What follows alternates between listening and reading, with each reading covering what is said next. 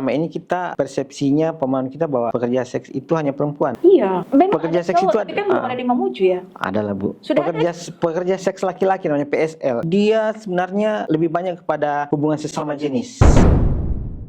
Bahkan ada anak-anak kita yang masih usia remaja itu jual. Kalau di tempat lain mungkin yang jual diri sama laki-laki, tapi di Mamuju berbeda.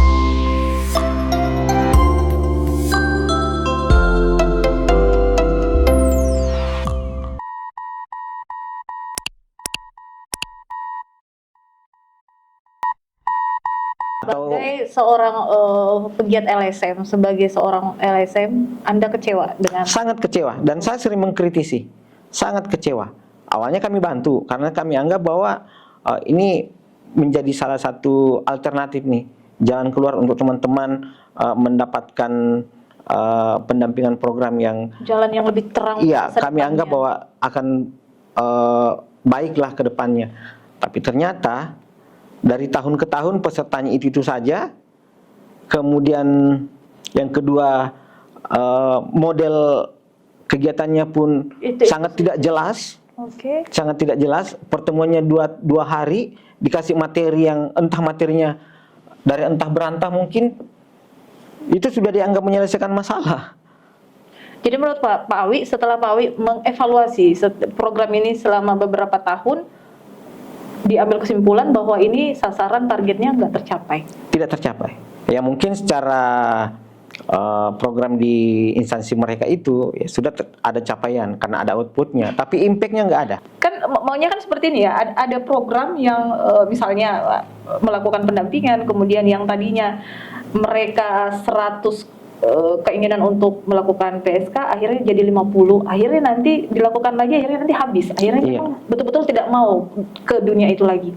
Tapi yang Pak Awi dapatkan faktanya di lapangan tidak seperti itu. Oke, Pak Awi, kita lanjut lagi. Saya masih tertarik lagi. Tadi Pak Awi belum menjawab yang saya tanyakan, jumlah pengidap HIV di Sulawesi Barat.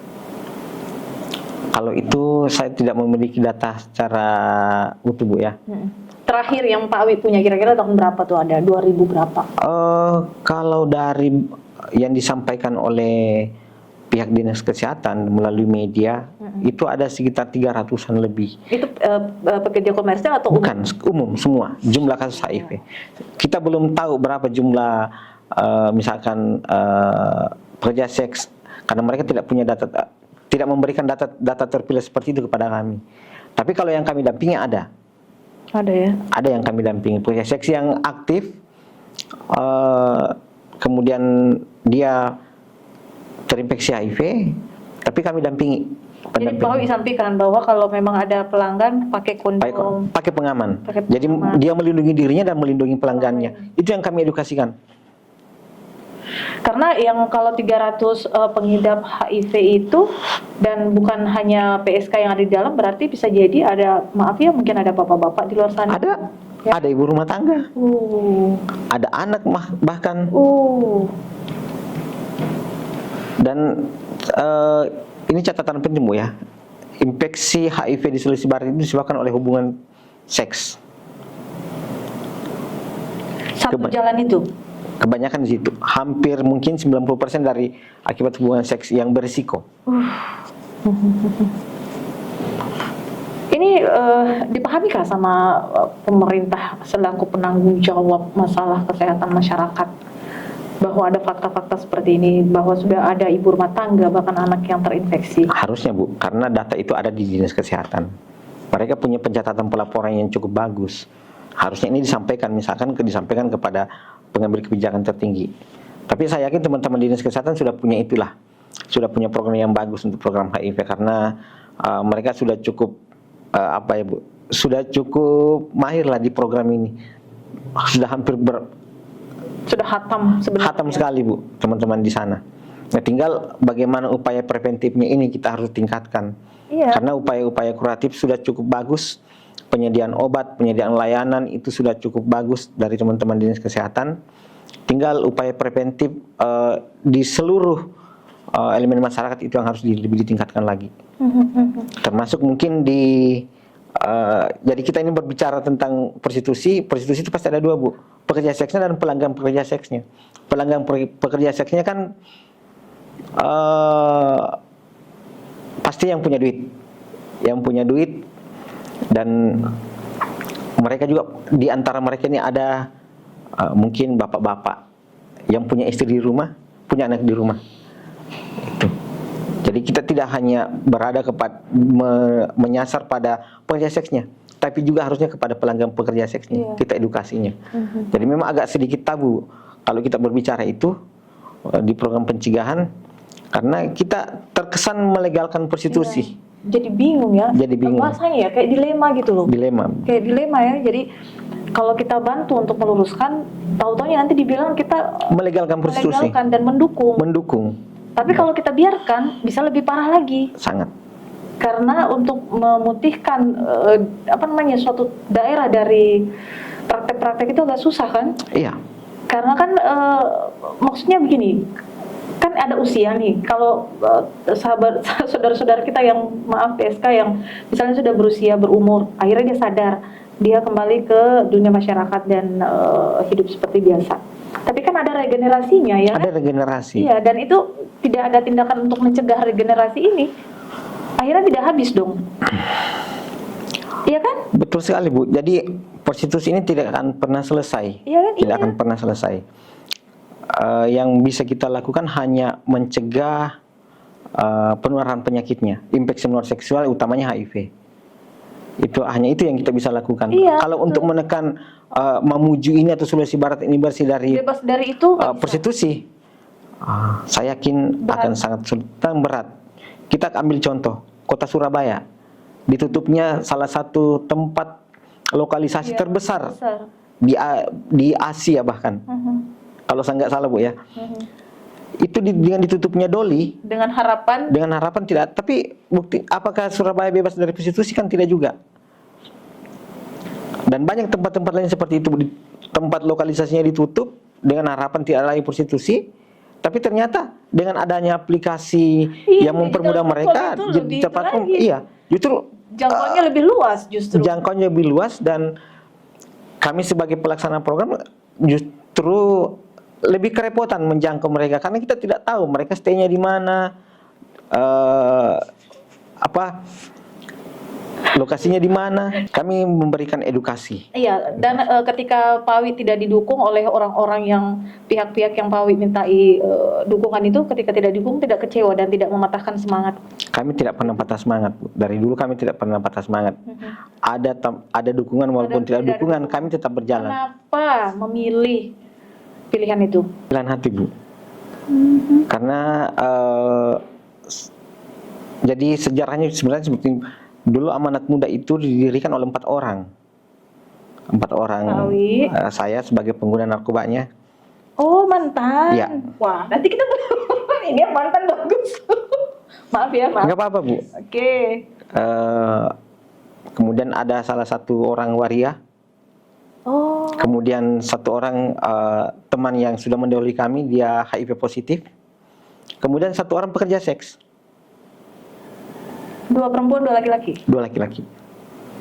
Kami berempat mendirikan lembaga ini, Amanat Muda, untuk karena kami anggap bahwa kami punya permasalahan yang sama dengan teman-teman yang akan kami dampingi. Mantan narkoba, mantan waria, bukan mantan waria sampai saat ini. Dia waria. Dia transgender. Transgender. Ada mantan narkoba, transgender, mantan PSK, dan yang almarhum itu HIV positif. Waktu mendirikan itu apa yang melatar belakangi? Ayo, tadi kita sudah disampaikan bahwa kita punya persoalan yang sama. Kami punya masalah yang sama. Yang dan harus kita. Harapannya apa dengan adanya LSM ini? Karena kita punya masalah yang sama, mudah-mudahan dengan adanya LSM ini kita bisa bantu. Misalnya, ya, kami bisa membantu teman-teman yang memiliki persoalan yang sama dengan kami. Misalkan teman-teman yang pengguna nafsa, bagaimana sih caranya berhenti atau tidak relapse lagi? Sebenarnya kita bicara masalah prostitusi, sahabat, tapi mumpung narasumbernya juga mantan, nggak apa-apa ya? Nggak apa-apa, Bu. Berapa lama pernah narkoba? Kita melenceng dulu dari tema, nggak apa-apa, sahabat. belakangan? Lama Bu, Lama? lama. Sejak SMA? Kalau kita ambil narkoba itu kan banyak jenis Bu ya. Alkohol pun itu sebenarnya masuk nafsa, masuk jenis Jadi narkoba. mengenal alkohol sejak kapan? SMP. SMP? SMP. Masuk SMA saya sudah menggunakan obat-obat Psikotropika. psikotropika. Pas kuliah lebih kacau Saya nggak kuliah lagi. Bu. Oh, tamat SMA lebih kacau lagi. Tamat SMA lebih kacau lagi. Jadi saya pernah sekolah di kesehatan. Saya pernah sekolah di kesehatan. Sekolah Dulu kesehatan narkoba. dulu namanya SPK. Jadi ada obat-obat psikotropika Bu, saya gunakan di situ. Astagfirullahaladzim. Nyuntik, iya. Kemudian drop out. Saya sebenarnya drop out. Jadi saya di drop out, tidak sekolah lagi. Kemudian merantau, pakai narkoba suntik. Oh, di mana waktu itu merantaunya? Sudah kenal dengan injek-injek di sana? Sudah. Tambah kacau ya, tambah kacau. Pakai narkoba suntik, pulang ke Sulawesi Barat, pakai lanjut lagi.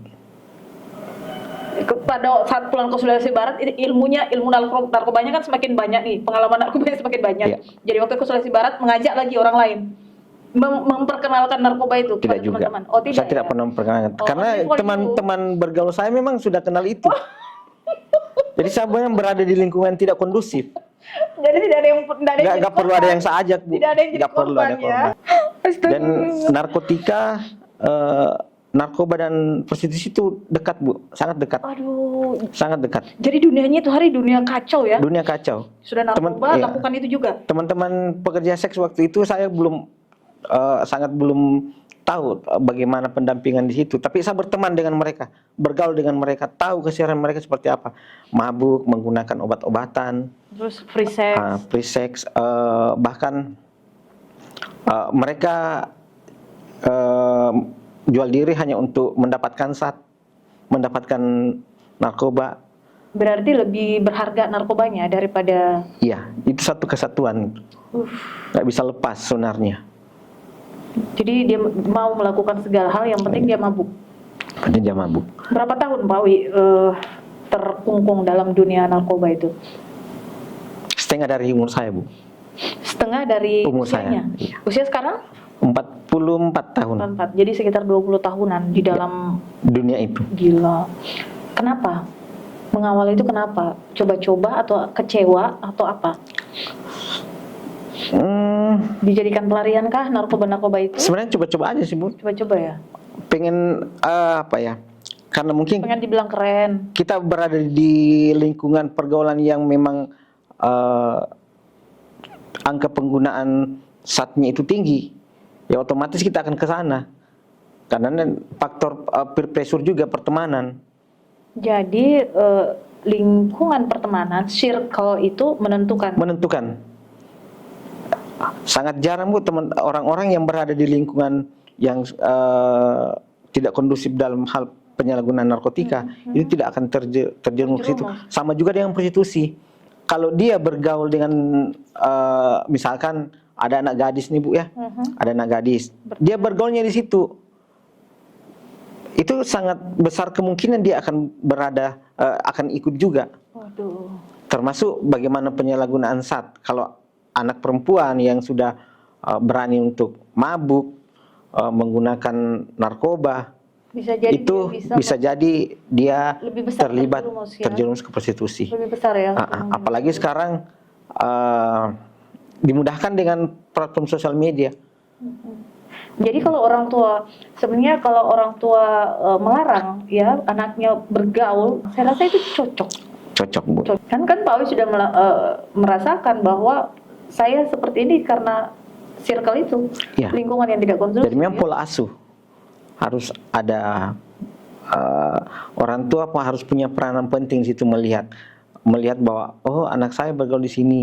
Tapi kadang-kadang kan orang tua ya cuek saja, mereka lebih lebih zaman sekarang Bu ya, orang tua lebih asik main sosial media, goyang-goyang ketimbang harus melihat anaknya dia bergaul dengan siapa.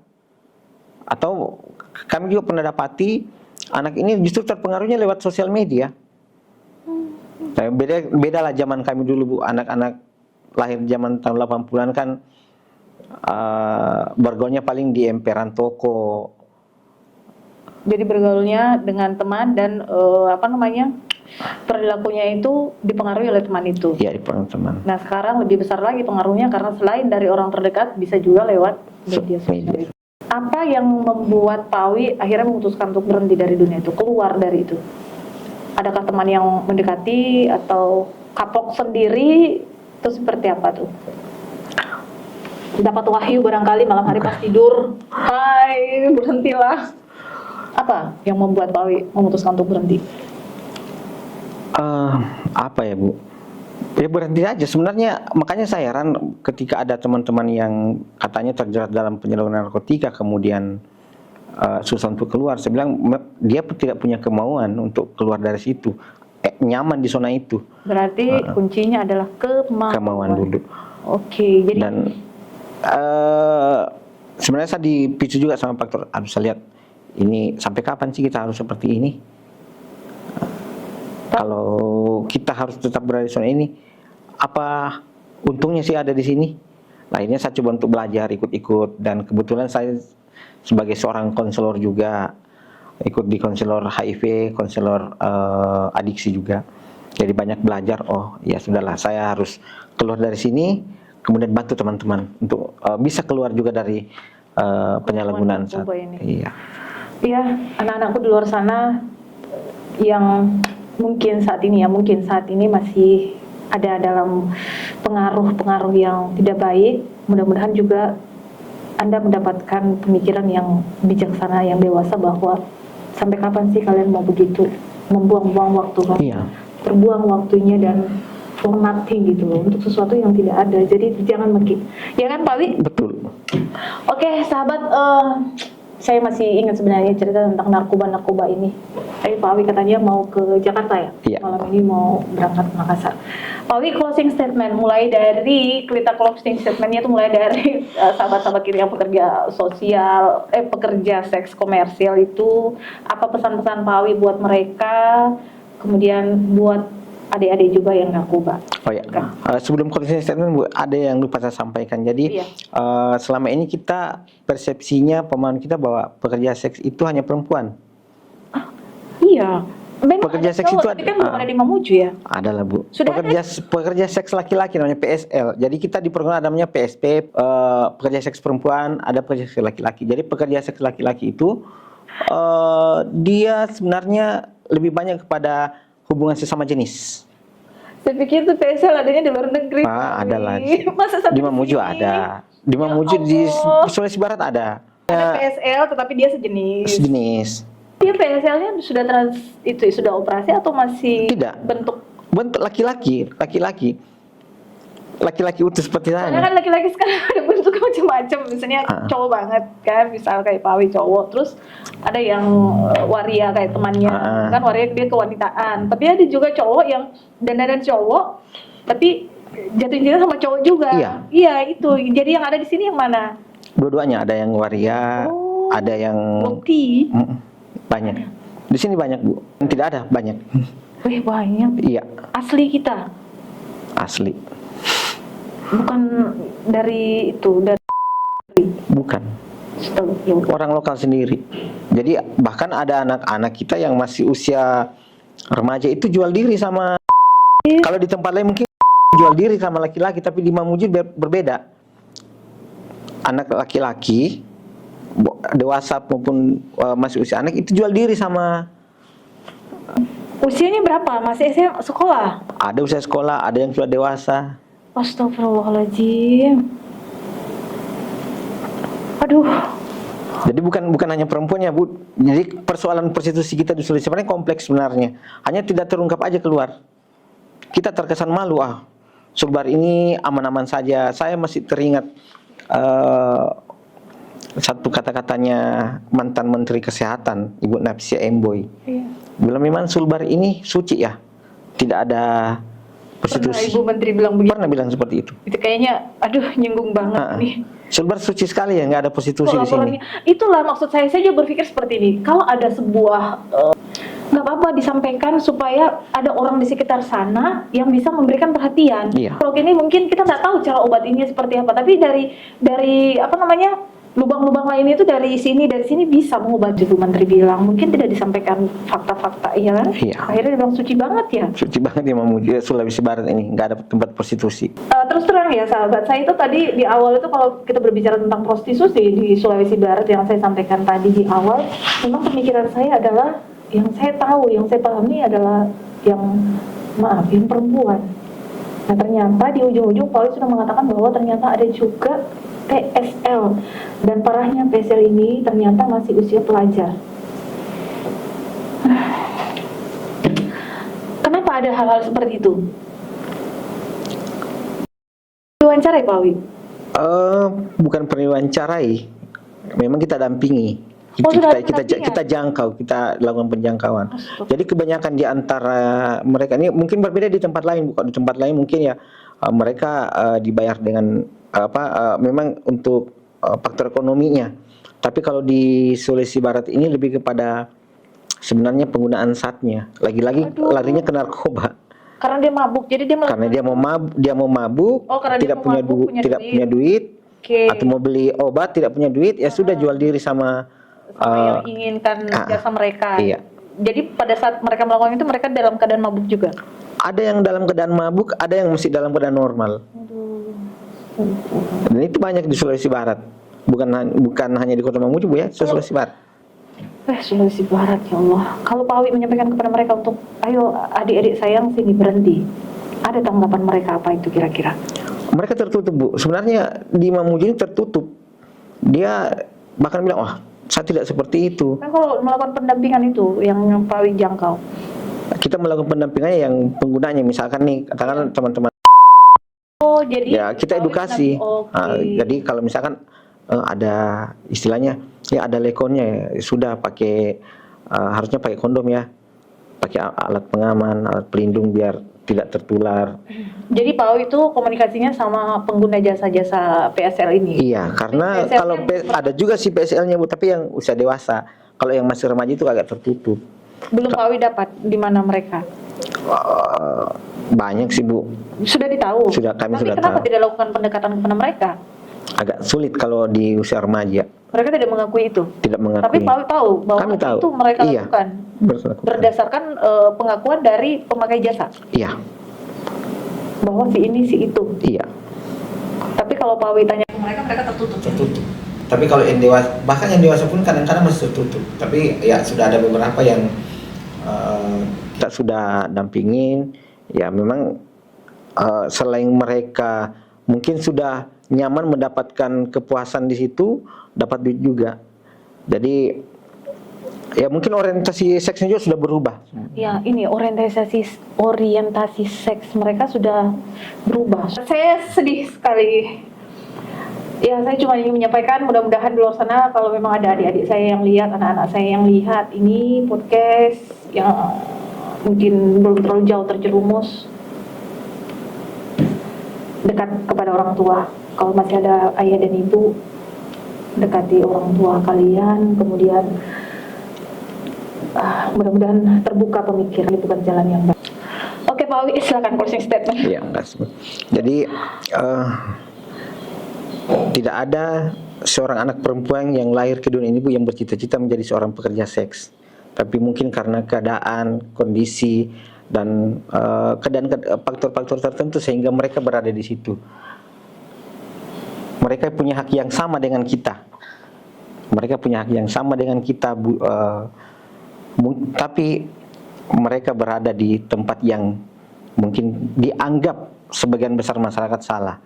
Mari bantu mereka untuk keluar dari zona yang mereka tempati sekarang. Jangan jauhi mereka. Ya. Berikan dukungan, support agar mereka bisa keluar. Karena makin kita menstigma, makin mendiskriminasi, menjauhi, maka mereka akan semakin nyaman di zona itu. Kira seperti itu. Iya, sahabat, demikian closing statement dari Pak Darmawi. Demikianlah di Inspirasi kali ini, ruang hangat untuk bercerita secara santun, dan semoga betul-betul ada hal yang dapat kita ambil, yang dapat menginspirasi sahabat-sahabat semua yang ada di luar sana. Terima kasih. Wassalamualaikum warahmatullahi wabarakatuh. Sampai jumpa.